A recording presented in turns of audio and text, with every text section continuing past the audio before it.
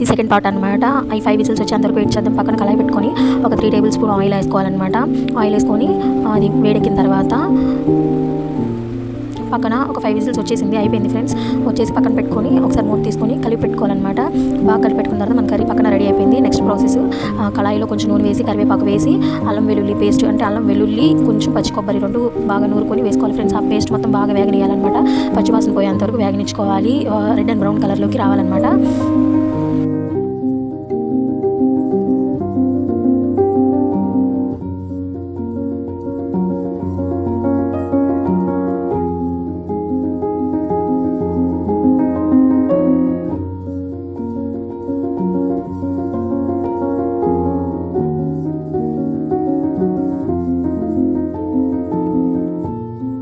బాగా ఫ్రై అయిపోయింది కదా అల్లం వెల్లుల్లి పచ్చి కొబ్బరి.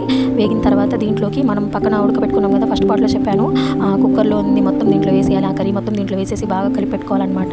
కలిపి పెట్టుకొని ఒక 5 మినిట్స్ తర్వాత మూత పెట్టేసి తీసిన తర్వాత ఆయిల్ పైకి వస్తుంది ఫ్రెండ్స్. పైకి వచ్చినప్పుడు మన కూర రెడీ అయిందని అర్థమవుతుంది. కొత్త వాళ్ళు ఉంటారు కదా, వాళ్ళ కోసం చెప్తున్నాను అనమాట. మన బీఫ్ కర్రీ ఇప్పుడు రెడీ అయిపోయింది. ఈరోజు మీ స్పెషల్ ఏంటో నాకు కామెంట్ రూపంలో తెలియజేయండి. నచ్చితే లైక్ చేయండి, షేర్ చేయండి, కామెంట్ చేయండి, సబ్స్క్రైబ్ చేయండి. పక్కన బెల్ ఐకాన్ మాత్రం నొక్కండి ఫ్రెండ్స్. ప్లీజ్ ఫ్రెండ్స్, మీరు నాకు సపోర్ట్ చేస్తే మరిన్ని వీడియోస్ నేను పెట్టడానికి అవుతుంది. Thanks for watching.